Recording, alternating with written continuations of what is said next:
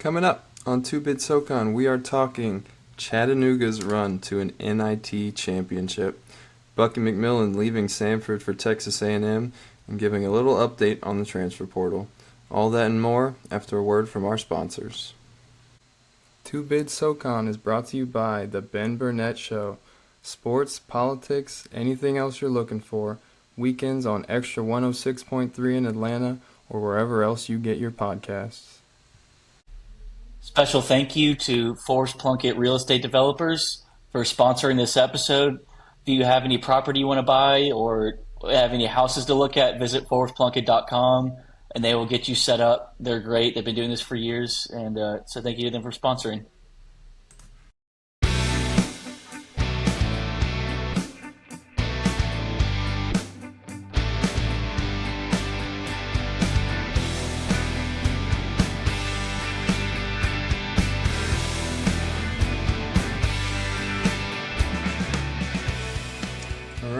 Welcome back, everybody. It's been a minute here at 2-Bit SoCon. Haven't had an episode since Asheville, but everything this postseason and offseason has been fast and furious, so we figured we might as well sit down and discuss some of it. But first and foremost, our very own Jack Gold is getting married. Congratulations, Jack. Yeah, Jack. You're a beast. Is Taylor your best man? Come on. No, actually, Taylor's not getting an invite even. No, nobody's getting invited. I'd be the greatest best man of all time. At the end of the day, weddings are a scam. Weddings are I'm telling you, I could throw you a crazy bachilor party. I don't even want to know what a Taylor bachelor party is. No, take it today though. Weddings way too expensive for my liking. I'm not really like a center of attention like partier. Hold like on. But... Does your fiance agree with this take? Yeah. Oh no, I was kind of like, okay, good. Okay. Good. I was like she gonna see this and be like, whoa. Yeah, her like somebody they knew spent like $40,000 on a wedding. Now, granted, would that's never absurd. be us, but still, one night. No, I'm gonna go on a nice honeymoon. That's gonna be my spend. I don't hate that. Yeah.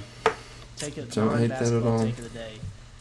Looking forward to being the best man, Jack. Everyone I know too that does a wedding. Not everyone, but most people are like, yeah, we kind of wish we'd spent the money elsewhere, or like gone down on the money usage. So there you go. There's some wisdom for the young SoCon listeners. Yeah. Taylor's like taking notes. He's like, this is a good idea. I'm taking right now. All right. Spend more on honeymoon, less on wedding. Got it. Yeah.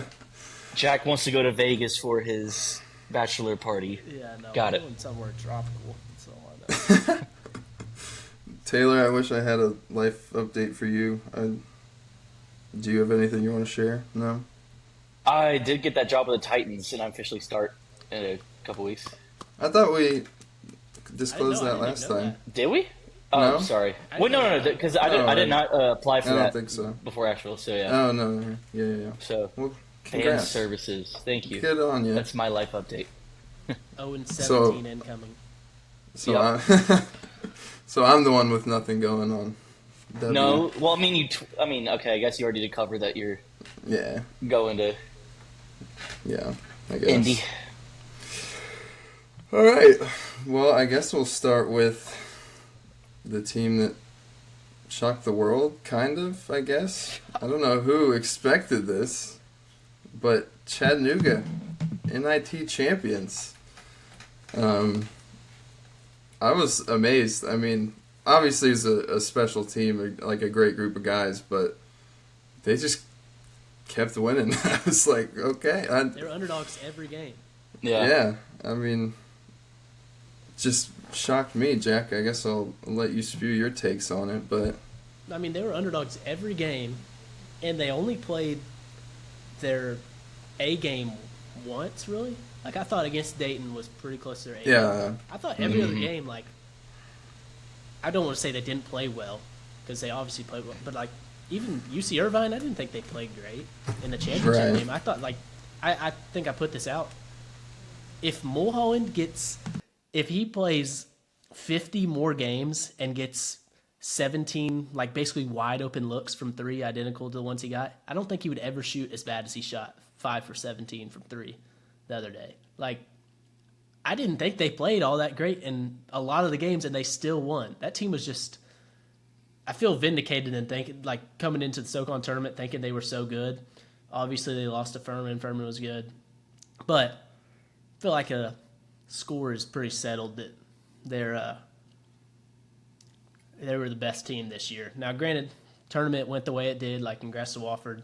But, you know, that's probably my take in all of it that I also put out. Like, I put it out going into the NIT Final Four. Like, would you rather NIT Final Four or lose in the first round of the NCAA tournament?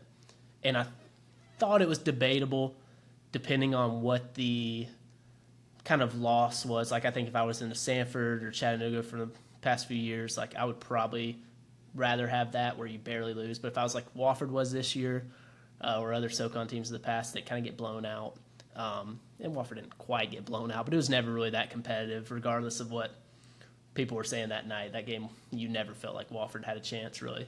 I would probably go NIT Final Four. I can say for certain, I almost think it's almost a debate on winning an NCAA tournament game versus winning an NIT championship. Like, I think that's the debate now. Like, I can just say as, you know, a Chat alum, and I don't really like I've said before, like, I'm a Kentucky fan. Kentucky losing hurts my soul most of the time. Chat losing doesn't really hurt my soul. Like, I cover the league. I'm a fairly casual Chat like fan. Like, I graduated there.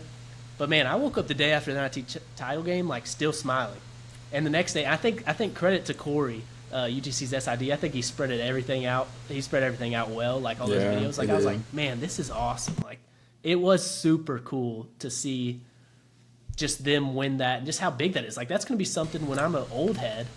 Shout out how Billy Weeks, UTC professor, used to be in the UTC Echo meetings where he would just always drop this like old head knowledge about like Chattanooga sports. I'm so going to be doing that. Like, when my grandkids, I'm like, yeah, back in 25 when they won the NIT championship, like, it is that kind of moment, like, where you're going to talk about that. It was just really cool, and it's really cool to see, you know, a bunch of good guys, like you said. Like, so those videos you were talking about, are you referring to that one of Frank Champion at half court jumping up and down? Forgetting that he was injured.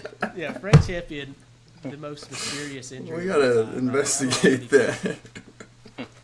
But yeah, no, all the videos were just so cool. Like, it really was, you know, not like a national championship, but it was just very cool. I don't know. Yeah, it speaks to the how fun the NIT was this year. Oh my goodness, just top to bottom, like with teams that really want to be there. Was really cool. Taylor, do you have any thoughts on it? It's just crazy, especially after they won it all. Thinking about they were a couple shots away from losing in the first round to MTSU. That was a 3 overtime game, and you guys both touched on it about them being underdogs every game. Every game felt like it was like a bonus. It was like, all right, they made it this far. Like, I'm just gonna have fun watching this, and then they win. I was like, wow, this is like a team that wants to be here. And you know, like after that devastating overtime loss to Furman for them, you know, they were all sad about not being able to play together again. And they've all talked about this is like one of the best teams they've ever been on. They definitely could tell they wanted to be there, and the championship meant something. And just a little fun detail. So I've mentioned this before, but I'm also a Kentucky fan. So I had this Tennessee fan at work, and I was trolling him the other day because I was like, at least one Tennessee team knows how to win a championship. And I was like, it's a national championship because it says National Invitational in the name. He was actually getting mad, like, that's a fraud championship, Mickey Mouse. Like, obviously, it's an IT, I know, but he was getting pissed, and I was just like, this is what champions do, man. Like, anytime you ask me a question, like, yeah, it was really funny. Yeah, we do more Final Fours, yeah. Sure. That's yeah. NIT so, yeah, that's funny. That's all I know. That was really funny. But yeah, and to your point, I don't feel like they played outstanding except for that Dayton game, right. But they beat them the 1 seed by 15, and they just found a way to win every other game. Every other game was like peak, like game to watch because it all came down to the wire. Some good coaching, some clutch shots, and yeah, like I did not expect them to win that, but it's huge. And to see the city too, like have the lights up at City Hall and all that, like that was really cool to see as well. I don't even remember. I could be wrong. I don't even remember them doing that when they won the SoCon a couple years back when we were there. No, they did the bus pull up. Yeah. I knew they did that, but I don't know about the lights. I went on NIT Stu, the NIT guy, on Twitter. He's a great follow if you aren't familiar. But I went on his podcast, and he asked me going into the Final Four, like, what I thought the fan support and he asked me like what the city was like, and I was like, it's not really much. But it became, when they got to the NIT championship, like it became like there was a buzz. I was surprised, and there's signs up on billboards everywhere like "Good luck, Mox," and now like "Congrats." So it was pretty cool. Like it was. I think that's going to be big for next year too. Like Chattanooga's always had an iffy, or not always, but recently has had an iffy. Like, all right, if they win, people start coming.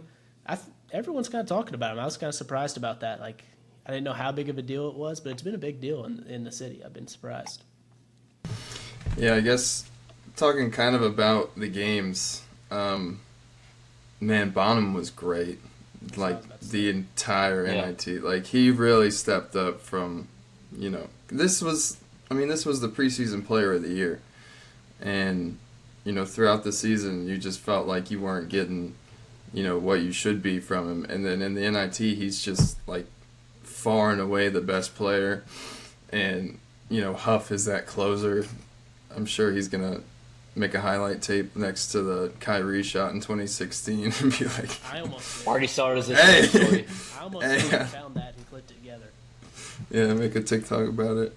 And then Kiesler and Whelan just know how to win. Like, I remember in that championship game, they were having so many problems with that big guy from UC Irvine.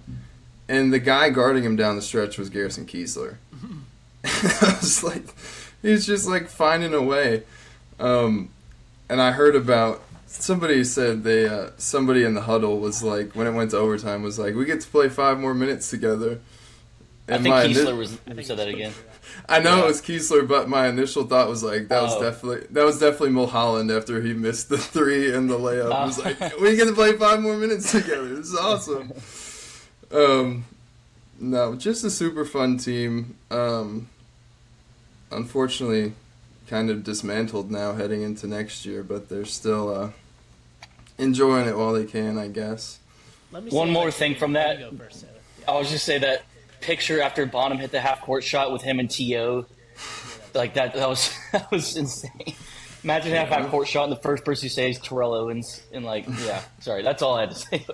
I was gonna touch on Bonham too. Like Bonham, I think this is fair to say, he kind of regressed this year. Like he was the player of the year preseason because of how good he was last year, and this year is kind of like all the negatives about his game, like when he gets out of control or forces. Kind of got highlighted, and he obviously took a step back just for the team in general. Like maybe he would have got more in the rhythm in the tournament. He was fine, but then when we got to the NIT, like you said, he was awesome. Like every single night, that was the Bonham that was player of the year. And then I'll second to that, like you were talking about the game. I did want to say this. Thank God they won, because UC Irvine's coaching staff. Screw those guys. That's a stupid game plan, man. Colin Mulholland is one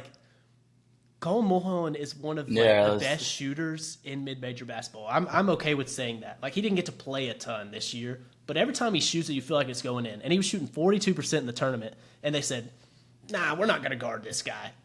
We're not going to guard him." And they got bailed that he had the worst shooting night of his life.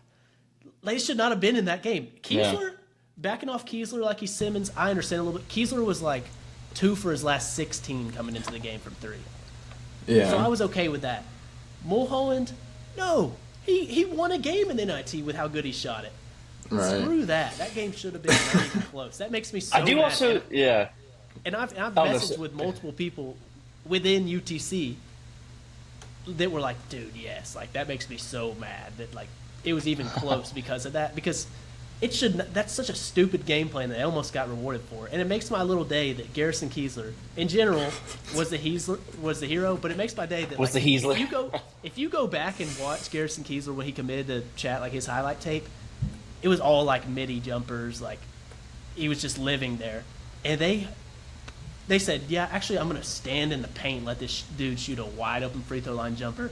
That makes my day that was how the game was. 10 seconds left.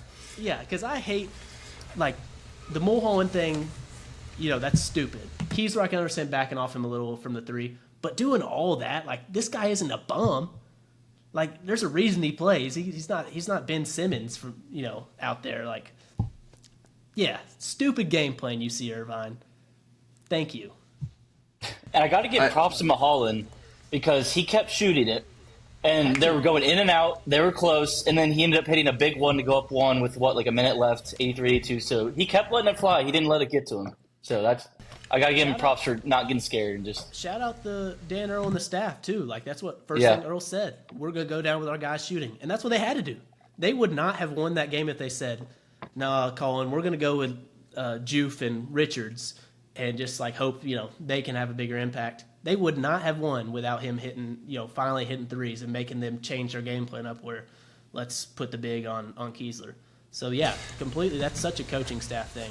Mm-hmm. This also may speak to just more the depth that they had at big, but I feel like Earl and the staff just had this intuition of which big the game needed at certain moments throughout the run. Yeah.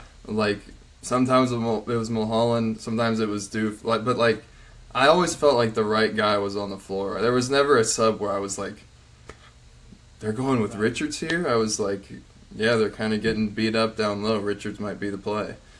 And it just worked out. But one other thing I wanted to touch on, there was a possession towards the end of that game. I couldn't tell you time or score, but it was at least under 4 minutes, where Chat had 3 looks at the rim and missed all of them. And Keysler and Whelan were just in the paint, falling all over each other, just somehow kept possession of the ball. And that may have been the one where they rolled it out to Huff and he hit the 3. And that's when I was like, they're gonna win this game. I think I actually know exactly what you're talking about. Because I was they're smoking these layups, but they're just still holding on to possession somehow. And Whelan's just laying on the floor. He just looks old as hell. But I was like, they're gonna find a way. They're going to. I also knew they were gonna win it whenever Miles Che wouldn't foul out. When Miles Che had 4 fouls, I was like, oh no, you don't need him to foul out because Miles Che in the clutch thinks he's Michael Jordan. Well, I was gonna say, good player. I haven't. Look, I haven't watched a UC Irvine game all season, but he was their closer. He had the ball in his hands every possession. Did they beat UAB? And he had multiple. Che. Didn't they beat UAB?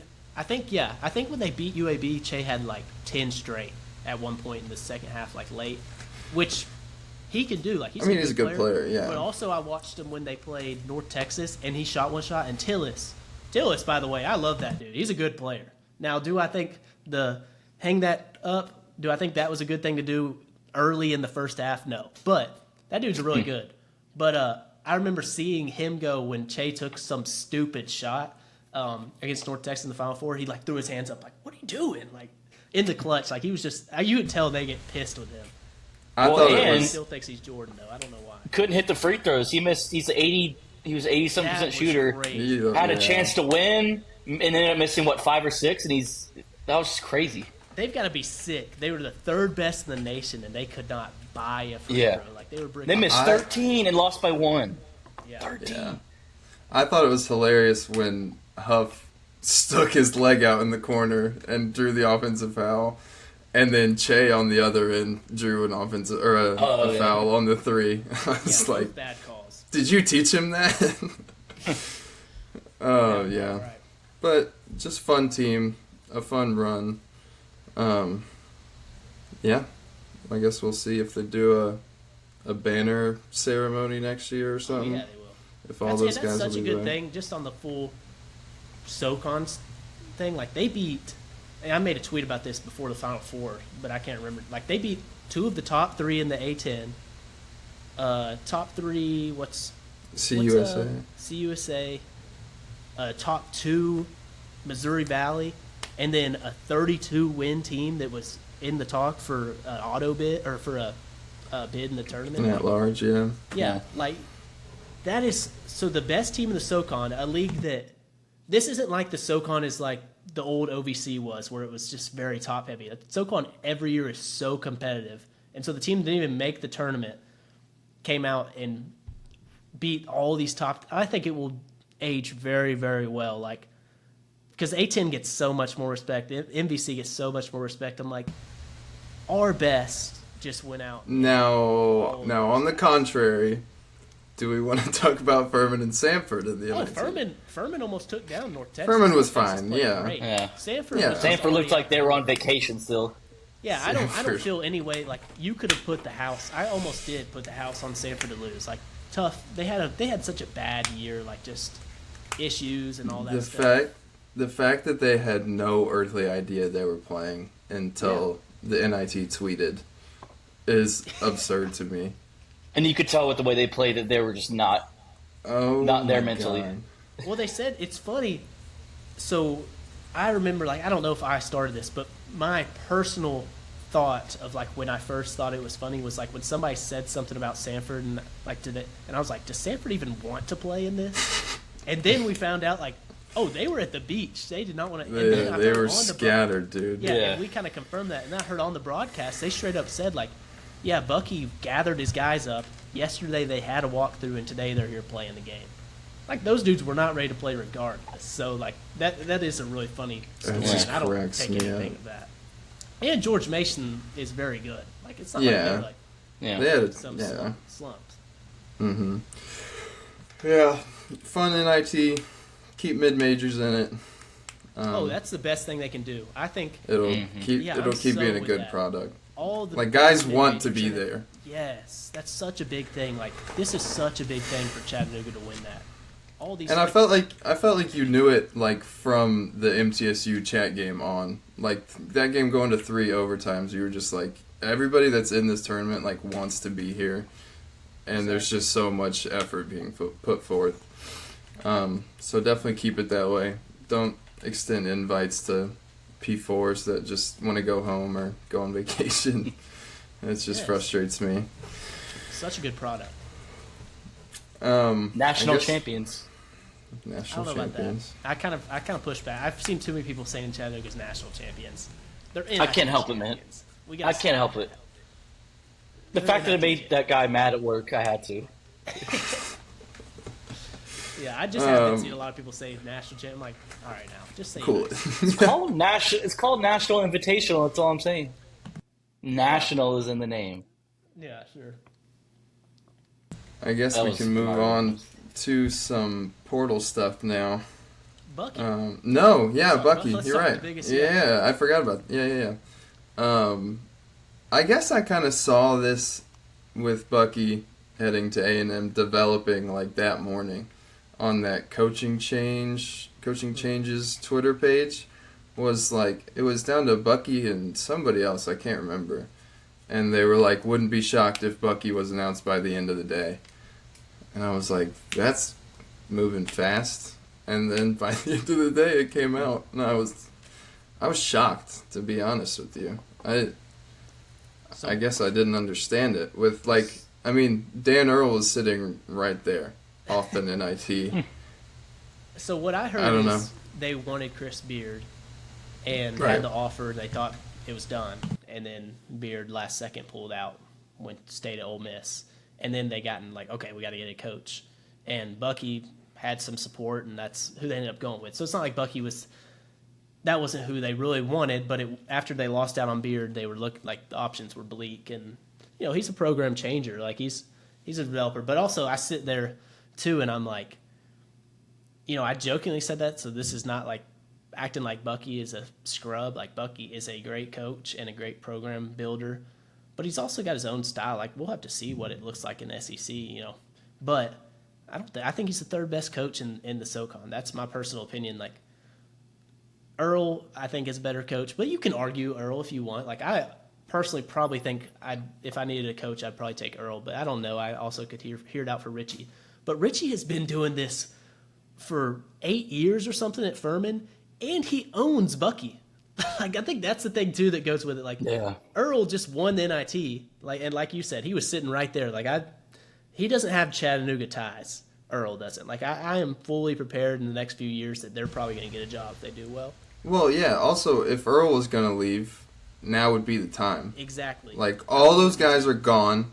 Huff hit the portal. Like, take your staff with you. And I also feel like with him advancing in NIT, a lot of jobs got taken along the way. And if they were to lose in the first round, it could have been more of like people reaching out to him. I think when Earl gets a job, it will be somewhere northeast. Like, that's just where he's that's his roots. Like, I think that's where could be Penn State, his alma mater.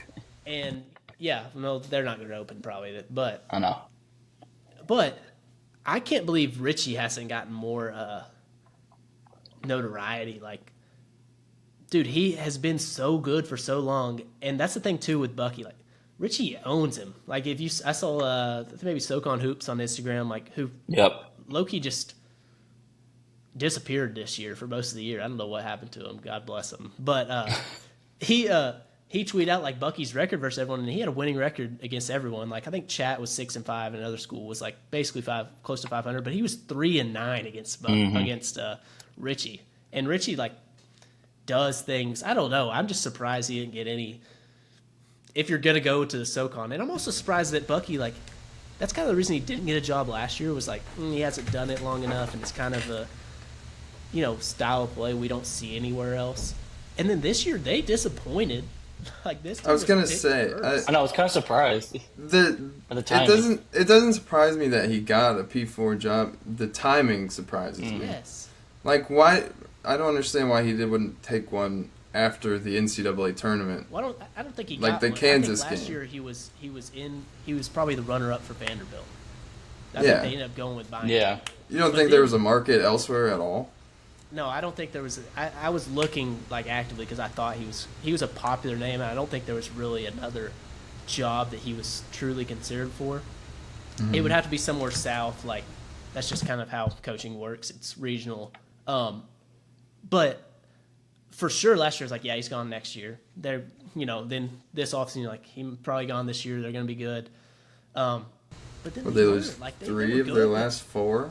Yeah, they were good by total standards, but they didn't meet expectations this year, and it wasn't just like that. Like, they were a mess at the end of the year. Yeah. And this is because the start. I think he's a great coach, and I think he's a program changer. Don't get me wrong, but it is kind of a weird, like, man, y'all love that dude. You were thinking last year that you loved him if you went, kind of ignored what the dysfunction they had this year. That's the only thing I kind of think about it all. Not to hate. Because it's crazy. Because I remember they started 5-0 in conference play, and we were on here talking like, I don't know when we're going to pick them to lose. They just look so good again, and they just kind of went slowly downhill. But well, Bucky ball in the SEC. I'm curious. He signed an extension last year too, which I was like, maybe he is just gonna. No, I didn't believe that. He just loves it. I don't know. I'm shocked it was Texas A&M. Like, I know, that was kind of like, oh, really? That's kind of I'm more surprised that Buzz Williams left Texas A&M for Maryland, but that's a whole nother conversation. That's his style. His stays places. He likes to dip. Lateral move. Still just so weird to me. So, where does Samford go from here, coaching wise? Is it Hedgepeth, do you think, from UAH? Yeah, I think that's the one that makes the most sense. I do too. Sanford Scoop had a good list of everyone. I'm going to look at his list. Did they make a run at Andrew Wilson? Yeah. Mad. I think Andrew Wilson's a good coach, but he's another guy who's regionally, like, Virginia guy, James Madison, like, to move down to Birmingham, Alabama is a lot. Not to say that he wouldn't be good. But yeah, I think Hedgepeth makes the most sense. Lenny Acuff's a sneaky one. I think Lenny Acuff's a great basketball coach.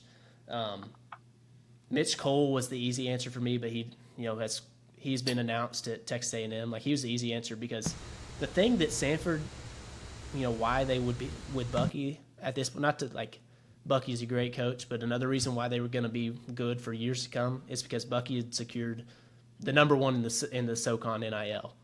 Like, they had the best money there. I think whoever they hire next, that's probably priority number one, or in the coaching search is priority number one is we've got to secure that money that was there because of Bucky. Because he had all those Birmingham ties, and so many guys wanted to support him, and that's why they got so much money and were able to put together rosters like they have been. I'm not sure. Like, I think a good bit of that leaves with him, and you're going to have to convince those people to bring that money back. So that's kind of the priority number one. And that's why I thought Cole would be great. Like, okay, it's a Bucky guy. Like, you could even keep a lot of the guys on the roster maybe. Like, I think Hedgepet's the next easiest just because he's also a regional guy. Like, there's probably people around there that are like, oh, yeah, we know UAH is good. Yeah, I think he's the and D2 coaches have been great hit rate right now. Yeah. Recently, like. Yeah. Isn't that where Jack Costello came from too? UAH. Oh yeah. So I mean, that's nothing to do with it. I was just literally asking. Yeah, bringing in D2 coaches to Ben McCullum power conferences or I guess mid majors has been working awesome. Lenny Acup on this list was a D2 coach that now just took his team to the tournament. McCollum, like you said, those guys can coach, especially when they're that dominant.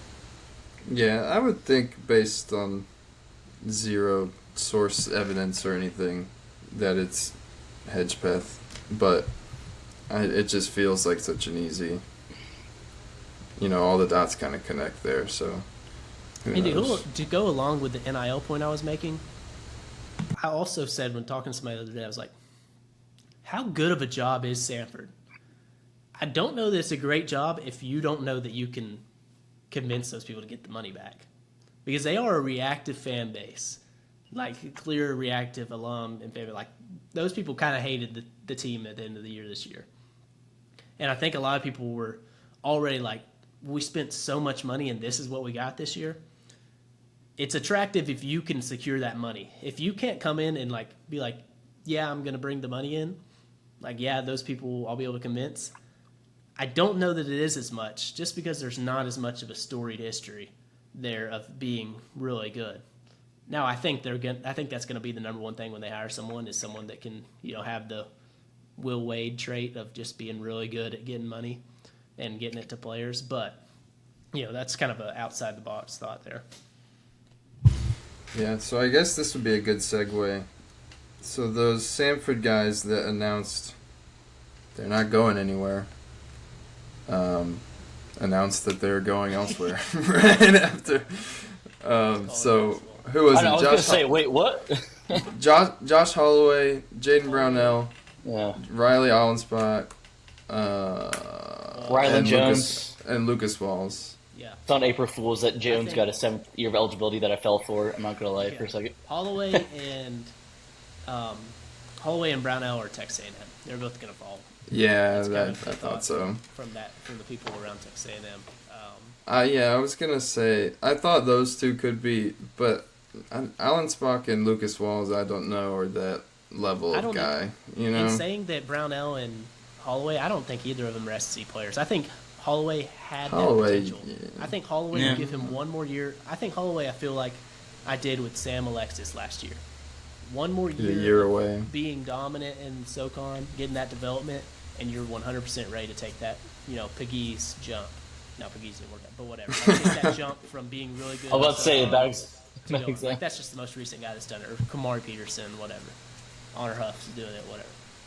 But I kind of think leaving 1 year early where you don't get to get those reps of being the guy hurts you. And it definitely did, or has with several people, and that's one of my big problems with the portal, which we can talk more about later. But I don't know. He could be an okay player, especially Bucky Ball. They're going to play some players. I wonder if they get Trey Fort. I haven't heard as much noise about him. Achor has more eligibility. I bet you Achor ends up at Texas A&M. He can play. He both. I don't think this year would count for Achor, and also he was a JUCO guy, so he definitely has got 2 more years. The Diego Pavia rule. Yeah, he seriously has more eligibility, and I think he'll end up there. I think he's going to see the money Texas A&M getting. What I've heard is $5 to $7 million of NIL funds that Bucky's probably going to get there, and I know they had $7 million for Beard, so I think he's going to be able to get a roster and take some of those guys. But yeah, like you said, I don't think Allensbach or Walls I think they're both really good mid-major. They're good mid-major guys. Yep. Should try to even go to Texas A&M unless they're really chasing a check and Bucky can give them some money. Okay, that makes sense. If you got 3 years of making bread, okay. But so if you feel that way about Holloway, how do you feel about Honor Huff? Taking the jump. love Honor Huff, and think there is a spot where he can be a good player. Can I read you his interests so far? Who he's heard from? Yeah, go for it. That's a long list, wasn't it? I'll give highlights. That won't be. Okay. St. John's, North Carolina, Kansas, Vandy, Auburn, Alabama, Memphis, Miami, SMU, Ole Miss, Penn State, Maryland, South Carolina, and Loyola Chicago. Yeah, I saw Loyola Chicago. I was like, huh, that's weird. I don't know. He hits the Kyrie shot, and he's like, you know what, come join us. This guy's pretty good. Yeah. And there's a few others on there. Yeah, I think West Virginia kind of schools. I've kind of sold myself on both parts of Honor Huff, because at first I was like, he can't play. He can't play in the ACC or SEC or Big East against those big, strong guards. Like the I Big just think he'll East. get played off the court defensively. And I love the kid, and I love the player. Like I think Honor Huff is a Chattanooga legend and has been nothing but great every time he's been there. Like, and I don't blame him at all for trying to. He's in his last year of eligibility and he's losing everyone at Chattanooga. Like, I understand it. But then I've also convinced myself that, because at first I was like, he's not going to be able to play defensively. He would have to be awesome offensively. I've also convinced myself, how good could he be offensively if he's not the guy that anyone's focused on? Because nobody's going to bring him in to be their number one guy. There's just a whole lot of, and then also I'm like, I almost view mid-major guys like I do D2 guys coming up to mid-major. Like, you've got to be able to play a role. Like, you might have been the star, and I don't know where a 5'10" guy plays a role. So I don't know. Like, I think somewhere that he can be a bench kind of microwave scorer, provide some shooting. Like, St. John's does make sense. It's like 30 minutes from where he grew up. But it doesn't make sense because they're such a defensive team and about length and all that stuff. But they also shot horrible. So it's like they might want to bring in one of the best shooters in college basketball. It's just such a weird thing. Like, it's just hard to envision a 5'10" guy who's just, 160 soaking wet to have a huge impact. And saying all that, I'm 1,000% rooting for him unless he goes to Tennessee, which they're not reaching out. But I'm don't rooting even for him wherever he goes. And I think there's a path for him to be good. But I fear that defensively, I just don't know that teams aren't just going to headhunt him every time down. Right. There's nothing he can do about it. Yeah, I that's something I'm kind of going back and forth on, because on one hand, like, he's 5'10", and there were times where he could clamp that, but also the dude is a hell of a tough shot maker. So he's proven, like, when he's under pressure, he can make shots. And Jack, to your point, I didn't even thought about that. He's not going to be the guy that they're going to guard, so he's going to have a bunch more looks. And thank God Tennessee's not reaching out, because I would have That's the one place he can't. Off myself. Yeah, he can't cannot. get Please, behind Honor, please don't go to Tennessee. Yeah, he's not. Please. I can't get behind it. Yeah, please don't go to Tennessee. Anyone, if listening, knows Honor, please tell him not to go there. I will pay all the money in my bank account for you not to go. Everything I've heard, which isn't much, is South Carolina. I'm gonna sure. plead the fifth. No, nothing. I just don't. Well, yeah. I mean, I could see it happening, but SEC basketball. It's just, dude, he's gonna be going. Like, I don't know. I think Honor Huff can play offense at any league. Like, off ball, I think he could be great. Like, I think any league he could be a useful offensive player. But I also think on the other end, you would have to scheme what to do with him to, like, get him out of every action. Because that's what, especially a lot of these teams, like, they're modernizing, going towards kind of what the NBA does. Mm-hmm. If you've got somebody out there who can't guard, they're going at you every time. Like, that's just the fact of it. And Huff can guard, but there's also, like, Huff can guard well enough for his size, like, in the SoCon. I don't think he just physically probably can't hold up. Like, I don't know. Like, I'm trying not to be too negative about it, but I just fear, and it does make sense that a lot of teams didn't reach out that you thought might reach out. Like, even Clemson, like, we joke about Clemson and his girlfriend being there. Like, Clemson didn't reach out. Like, man, that was the biggest layup ever. Like, I bet you if Clemson gave him any NIL and said, we got a role for you, like, he would be there. So, I don't know. Like, yeah, South Carolina, like you said, makes some sense. St. John's makes some sense just location-wise, but I hope he does well. Yeah. I really do. He's gonna have his pick of. I honestly feel like he'd do well at Vanderbilt too. I don't know why they had a guard. Partially agree. Yeah, yeah, I could see him doing well. Like coming off the bench, being a backup guard, because they had a guy, Tyler Tanner from BA, do that this year, where he was kind of a hit some threes, get some steals kind of guy. I feel like Honor could fill that role if Tanner goes somewhere else. They lost Jason Edwards, and Jason Edwards is a very similar player to Honor Huff. Mm-hmm. And Edwards is a small guy too. He could fit. Like, the only thing I think is he has to go somewhere that is fully prepared to play him no matter what, because I think he could very much get into a Pegues at Auburn situation where he struggles and we're not going to plan our whole defense around you. We're not going to plan our game around you, like missing shots. Like, I think there's a situation out there where they'll just give up on him because they got other options. He's got to go somewhere where it's like, you know, we are good at scheming around defense. Your defense is not a problem. As long as you give effort. Like, he's got to figure that part out. And I think, like you said, Vandy makes a lot of sense. I don't know if Vandy is really on his list or isn't. Like, I know they've reached out, and I've seen Vandy fans wanting him. Vandy does make sense because he is very similar to what Jason Edwards was. Jason Edwards is a little more talented, a little more complete scorer, but from the shooting and that stuff, like, they do play similar.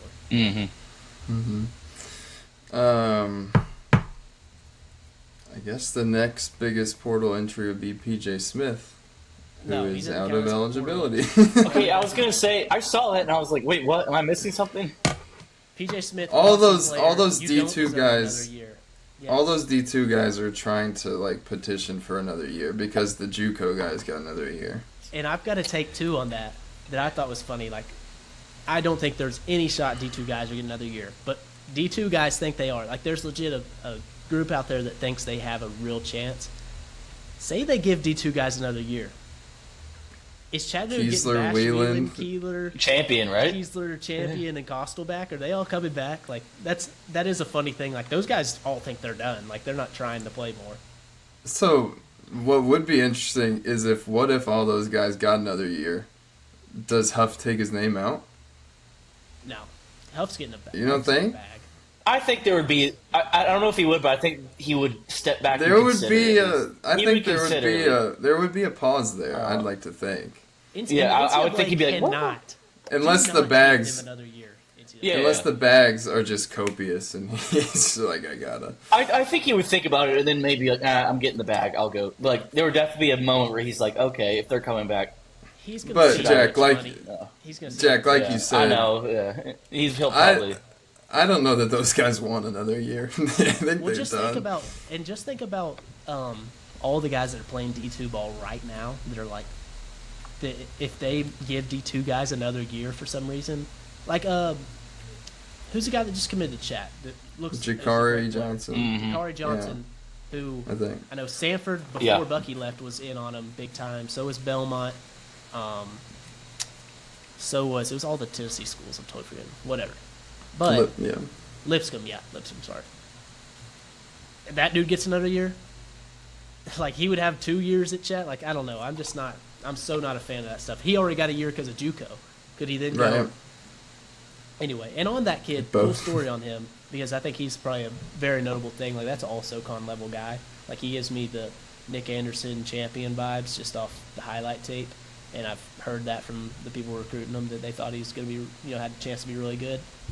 That guy has had no offers out of high school, went JUCO, then went JUCO to D3, went D3 to D2, played 2 years at D2, and now is playing his 5th year at D1. That's kind of sick. 3 more years. He might be like one. I saw this. He's like. He'll be 28 playing against 19-year-olds. He might be the first person ever to go JUCO D3 D2 D1. That's college basketball. That is pretty crazy. Which his story is kind of cool, like to have no offers and then now be a D1 player, like be a sought after D1 player, like it's cool stuff. Yeah, his tape is really good. Who else?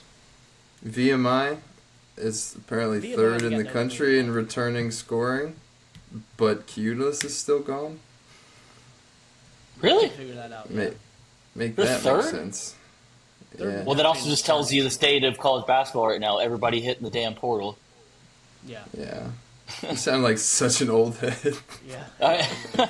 Everybody hitting the damn portal. I miss when I was 8 years old and everybody stayed. Yeah, let me say this too. Like, so we talked right before the show. Jeremy Lorenz is visiting Washington. Oh yeah. Yes. Yeah. Where Kamari Peterson is already. Yeah. Lorenz is a portal addition because like that makes people like, oh my gosh, because Lorenz looked like he was going to be a pretty good player, and the Wofford staff was really high on him. But that is the problem with the portal, and not really the portal. The problem with people, like the athletes today, not to hate on the kid because he's about to play for a national championship or be on the team for a national championship, but the Sam Alexis of the world. Now his is a little different because he went to Florida, his hometown. Like he grew up like 20 minutes from Florida, his campus, and he's playing whatever. But like guys thinking that 10 points a game equals okay, I can be a high major player now, or there's so many, and this isn't a SoCon thing, and Lorenz probably one of the best players because I don't know if Lorenz is even trying to go to Washington. Like I've heard some stuff about Wofford that I don't know, maybe the team wasn't as happy, and that's kind of why they struggled. Whatever, that's why people have entered the portal. But why do so many? There's got to be some knowledge from guys. Like I think that's going to be a big thing for teams in the SoCon is picking up guys like a Lorenz, like a Sam Alexis was, that try to go Power 5, and then there's not a Power 5 look for them. Because I've seen so many mid-major players that scored like 9 points a game as a sophomore hit the portal. Like they think they're going to get a Power 5 offer. Nobody's looking at you unless you're some athletic freak that was really good and really efficient. Like that's a huge problem that bothers me more than Peterson, Huff, Pegues, those kind of guys. Those guys. Like that doesn't bother me. Those guys leaving. Like I get it. What bothers me is guys that are 1 year away from being stars thinking, or having a chance to be a star thinking, all right, I'm going to capitalize this year. And then they go and they sit the bench somewhere. And they might have got some money, but their legacy as a college basketball player is, was just a guy. I don't know. I hate that part of it. And I'm normally pretty pro portal. I just think there needs to be knowledge from players, like understanding that you're going to get paid a ton if you're a star that goes to the next level. But if you're just a guy that's, was a good player, you're not going to get nearly as much money and you're not going to play. Right. And it's probably more beneficial to, get those reps the next year and then hit the portal if that's your goal. Mm-hmm. So other guy I forgot for Wofford, Justin Bailey's in the portal. And yeah, he was like the first one I saw. Last I saw, he's hearing from some high majors. I mean, I think he could be his game. He's a good role player. I mean, I think he's like a guy Jack's talking about, where he could be like a year away from being a star, and he's leaving too early. He's done. He doesn't have another year. He's Does he not? No, he's done. He has one more year. Yeah, no. Point, I do agree. Okay, well, my bad, but I was just saying, talent-wise, it looked like he was. Yeah. I never know with these guys how much they have left, because you could be a senior, but it's like, oh well, they technically have 2 years left. That's true. Yeah. And I do agree. I agree with you a little bit, Matt. Like he does have a role player skill set. Like he could fit. Yeah, I feel like there's always a role for a guy like that. Like, was he 6'6"? Like, I think he got an all defensive vote from me at least, whatever that counts for. I will say though on that, his stats are so skewed. Like he shot like 45% from three or something. I remember seeing like he didn't take that many threes. That's right. He wasn't, people are like, oh my gosh, he's a sharpshooter. Like he was a good open shot shooter. Yeah, I mean, decent player. I don't know that he's a. That's always the thing you need to look at when you're looking at, like when you're looking at a transfer and you see they shot really well from three. Go look up how many threes they took.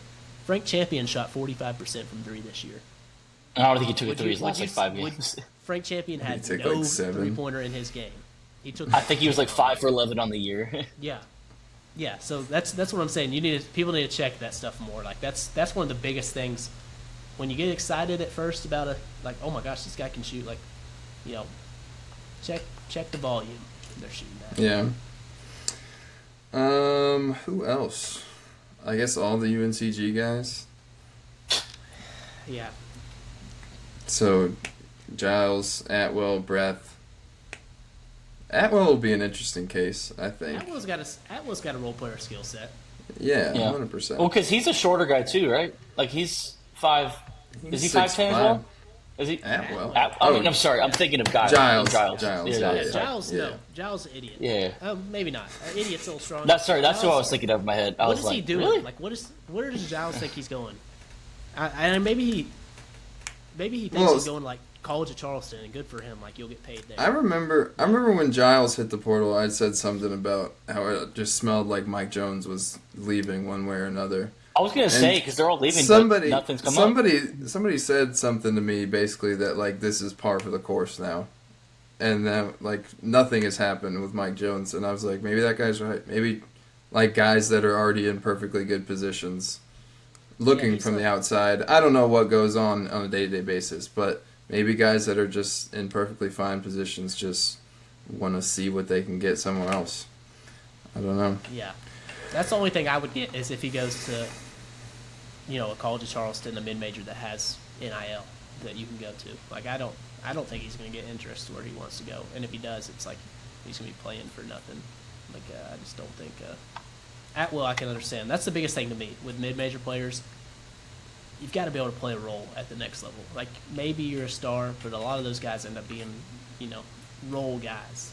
Mm-hmm. And Atwell, I think, could play a role. Now, I don't think Atwell's as good as his stats look. Like, I've seen, Tennessee fans. I think Tennessee is in the running for him, actually, now that I say that. I think Tennessee and, Texas, maybe. There's a few weird schools. Gross. I think he could play some defense and knock down some threes, but I think his stats are completely misleading. Like, it looks like he was a great player, and I think he was an okay player, but there was games where he was invisible. Giles, if he lands in the right spot, makes sense. Breath, I didn't understand in the slightest. Yeah, where's he gonna go? What is he? Mike Jones, to be honest. I was gonna say, what is he gonna be somewhere else? Like, he is what he is. Like, he's a 6'8", kind of decent rim protector, rebounder, MMS. Has a below average baby hook. I don't know what. That's just what he is. There's nothing special to him. Yeah, he'll be a bruiser at some mid-major somewhere. Yeah, I don't know. Are we missing anybody? My goat, Tana Dzolu, back at VMI. Good to see. Thank God. I look up Pulis. I haven't seen anything about him. Oh yeah, Jack, you had a Mercer take. Ahmad Robinson. Yeah, that's my take. I think Mercer. I believe in Ryan Ritter, big time. I think he's a great basketball coach and program. You did not say it at the beginning of the year. Oh yeah, I didn't. Stop the cap. Wasn't aware of him. I believe in Ryan Ritter, but I also believe that if he gets a single job offer better than Mercer. Oh yeah. Oh no, that's 100%. my thing with him. Like, everything's with an asterisk for me. Like, I think he can. Just year one, I think Mercer is very underrated what they were able to do this year. They look like they're returning pretty much everyone except Chip Johnson. I thought Holt was done out of eligibility. Oh yeah, Holt. You can replace. Is he?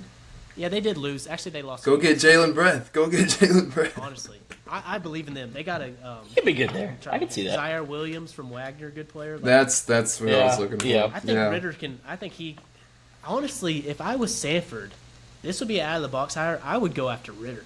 I think Ritter, I look at him as that kind of program changer, and that's what he's done a bunch of places. Like, I think he could. Interesting. He could have that effect of. I keep using Will Wade, but I think Will Wade's just the good baseline example. He's obviously the best of that example of just guys that just have it. Like, they kind of can change programs like he did with McNeese, and Chat and VCU, all that stuff. But yeah, I think Ryan Ritter is really good. I wonder if people notice that. People have kind of noticed it with Wilson, which. I saw somebody in my coaching thing the other day. I think Wilson's a good coach. Don't get me wrong, but also somebody said Wilson needs to be considered the one with the best coaches in the SoCon, and I'm like, he also, not to his own fault, but VMI is very hard. But they were also horrible the first 2 years of his job, and I say more than that. This year 2 VMI, it wasn't just that they had no talent, but they had the whole team was done. You could just tell they were done. Last year was awesome, and I'm hoping that they continue that. And I think Andrew Wilson can coach basketball. But I'm like, you can't just ignore. I think more than anything, you can't ignore the year 2 how the guys looked like they quit. They didn't want to be one game. That's my only thing with all that. So Anyway, I don't know how I got all up off that, but I think Ryan Ritter should be in that conversation for like I would look at him kind of like Chad and Dan Earl. Like you just know that guy's a good coach because you've been around him. Like I think he's a good coach. Now is Ahmad Robinson probably a punk a little bit? Like we saw it we saw it firsthand. They were just trying to get in fights a little bit every game. Yeah, but I think he can coach basketball and then kind of build programs. I thought it was funny when Dan Earl was on SportsCenter after the NIT game and like talking about how he got the job at Chat, and he basically was like, "Don't look at my head coaching record." Yeah, I was like, "That talking about something so skewed." Holy crap! Yeah, but I guess they understood the context. Yeah.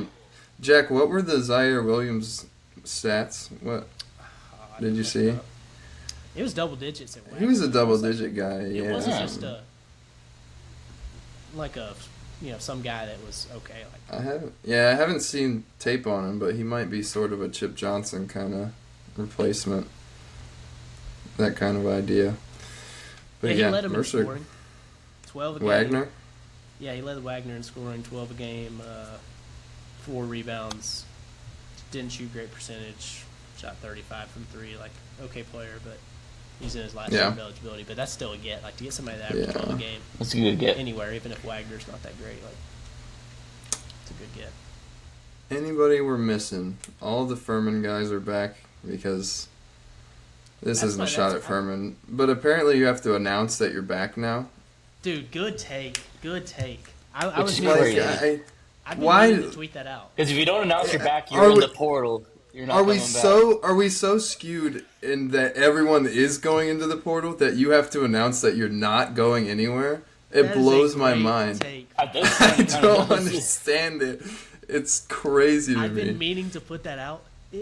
And they're getting like graphics too that say like committed, and I'm like, you're already committed. If you're Honor Huff or Kimari Peterson or one of those guys, really good player that like they might go to the portal.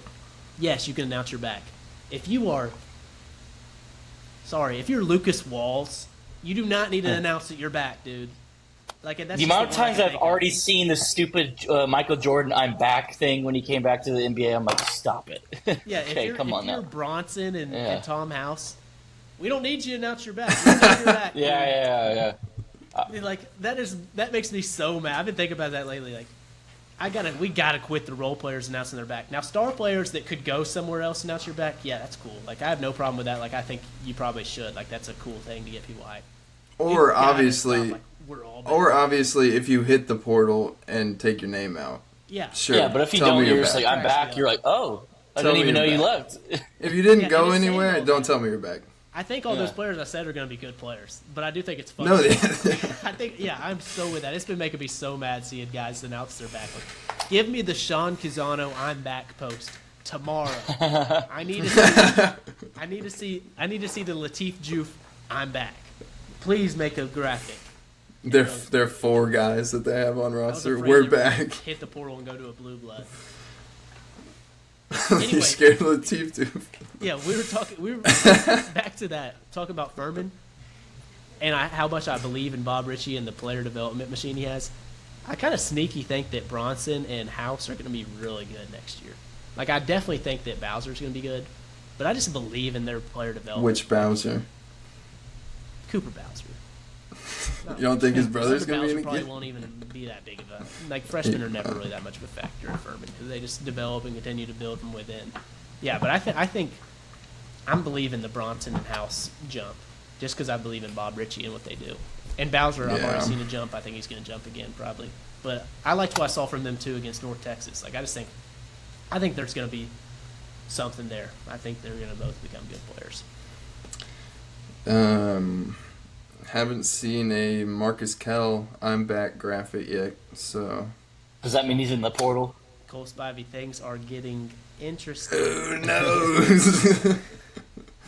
In the week. And then, I don't know who's alive at the Citadel right now. What's going on over there? They've lost half their players already. Dude, I haven't seen it. I haven't seen a single one. I haven't gotten any alerts from them. Actually, let me say this. What's been cracking me up lately with alongside that is guys entering the portal and putting like a highlight tape and being like gritty team player, do it all guy, first and like putting stuff like that, like good grades. I'm like, where are your stats, dude? Good grades. Like they'll just put like all these like think like willing to do what it takes, like dived on loose balls. I've seen a ton of those lately. It's especially been JUCO and D2 guys. That's me lying on my resume. And I'm cracking up at it because I'm a glue guy. Every time because I've also said this, I get several DMs every offseason from players, like JUCO guys or high school guys that think I'm going to get them a scholarship somehow. Guys, I'm hey, not coach. A coach. Yeah, The one you sent us, yeah, where the guy averaged like 4 a game, and I was like, okay. It's been 3 years. I don't now. care how much. Yeah, we got a JUCO guy that That's averaged crazy. 4 a game. DM. I want to pull this back up. Year. Wasn't he like like- 5? Was he like 5'9" or something like Yes. that too? He's like, I averaged 4, 3, and 3. God, that Anyway, was funny. on that topic, I think that it cracks me up, and I'm sure other people have seen it. There's been a ton of guys I've seen that will post their highlights, I'm like, where are their stats? And I just know you're not good. And then I'll go look them up. Yeah. Every time I'll be like, oh, a few of these highlights are bad, and I'll look them up, and it'll be like 3 points a game. I'm like, all right, dude. You showed all your buckets you scored in the Yeah, year. nobody cares that you're. Yeah, they showed every highlight from the year Yeah. that they had, all 10 buckets they had. Friend of the show, Don Douglas, is in the portal. The GOAT. He'll find home. Academic award winner. Yeah. Yeah, let's see where he goes. Am I I missing? see him going to Kentucky or Duke or something. Arkansas. Yeah. Just lost Big Z. I got the skinniest dude I've ever seen in my life. He teamed up with his brother. He did. That was Yeah, kind I of saw cool. That is cool. Good front court. Am I missing anybody? I think that's about it. No, No, I don't. I feel like those are all the big ones. I think we covered the bases. Tell you what, Who knows? SoCon next year is like I saw someone put this out, and I do kind of agree with it. Now I think they're going to get some commits from several schools, and it's going to clear up more. But right now, it's just like roll the dice. Who's out there? Who's going to win? Now I think we're probably going to see the regulars at the top. Like Furman's going to be good. Who knows about Samford now? I think Chat's going to be really good probably if they return their guys they have. Like I think the Chat front court. Now, who knows if they lose Richards? Like, and I have no intel on that. I just feel like Richards that hasn't necessarily fit, but he played a lot and he seemed happy, whatever. But the Chat front court is actually kind of nice. Like I like Mulholland a lot. I like Juve a lot. I like Cusano a lot. Like I think they've got, and then they got Johnson, the D2 guy, who looks like he'd be really good. They're the smartest. Chat and Furman staffs are the smartest recruiters because they embraced the portal and said, let's go get D2 guys that are going to be really good. I think Chat will get 1 or 2 more D2 guys who'll be good. I think Furman will. I think Mercer's going to be good. I think VMI might be good. Whether or not Kudos is in the portal, who knows. ETSU, I'm interested to see. It's just crazy how, at this point where we're... Oh, yeah, we haven't talked about ETSU. There's so much change that there's going to be. Yeah, ETSU, we didn't talk about ETSU, all... Do we not? Agents I are a don't think problem we in college basketball. Agents are such a problem. We didn't talk about Boyd. Who went and told Boyd, like, hey, that's Hey, a man, problem. you could be Like, an guys got to have some knowledge. He ended up at Wichita State. Sure, he's probably getting paid more than he was at ETSU. I wonder how He's not Jaden getting Seymour that felt much about that. Yeah, like he's not getting that much more. And probably some guy was like, hey, you were the defense player of the year. Like, we're going to be able to get you. You're a 6'5", great defender that can't really shoot. No team is coming after you in Power 5, really. Like, there's a problem with the agents lying. Like, I don't know if I told y'all, like, I had a friend who was a fine player, and he was told in the off season, going into his last year, like, hey, we've got, or like from agents, like agents coming up to him, like, hey, I can get you, $300,000 if you go to Arkansas, like, and he was not that kind of player that was going to command all that money. Like, just agents lie, and so they say, oh, we can get you this much money. This is how much we've gotten other players, and then they kind of deliver because then you go and you get some money, but it's half of that, and that's the problem because somebody probably told Boyd. Now Boyd, I understand leaving in general, like because ETSU is losing a lot. But also, I know for a fact, like Joe Tipton tweeted it out. If Joe Tipton is tweeting out, you've got an agency that's saying you can go Power 5 and telling people that. Like, the SoCon Defense Player of the Year. Somebody told him he could make a ton of money, and I doubt he did at Wichita State. Now, he probably made money, so then he doesn't feel like the agent shorted him necessarily, but all they're doing is lying to guys. We can get you so much money to get you in the portal. Then they get you money, and so you're still happy, but it's not nearly the number that you were told. Mm-hmm. Off my soapbox. Yeah, but I mean, outside of Peterson and Boyd, ETSU has been all quiet, no? I think there was a big man that transferred that I don't think played a single minute, but nothing significant. Peterson on Washington, I'm curious to see how he'll do there because I think he could definitely make some damage in the. He's got paid. I feel like that's like a good team or a good league and team for him to, like, he's not just jumping straight to a Florida or a Tennessee or Kentucky. Yeah. He's going to Washington. I mean, it's the Big Ten though. I know, but that's why I'm like, it'll be curious. I look at him differently than I do Huff because I think Peterson's like a athlete level of that player and has got okay enough size and shot making. I just think Huff is different. A little Peterson Ignacevich pick and roll doesn't sound awful. Yeah, Peterson's like pulling a fadeaway three. He's not hitting. Peterson is taking a contested jumper no matter what. I said he rolls. I didn't say he passed it to him. Taking a jumper. Yeah, something like that. Yeah, that is the SoCon offseason report from yours truly. I guess if anything else major happens, we'll probably have an emergency pod, but who knows? Yeah, who knows? And who knows when we'll see everybody again. We have no idea what the future of this show holds. We just do it when it's fun and convenient now. So I probably won't see Jack until I'm his best man at his wedding. So my second right, Jack?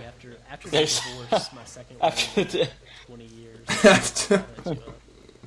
All right. We will be on YouTube, Spotify, and Apple Podcasts.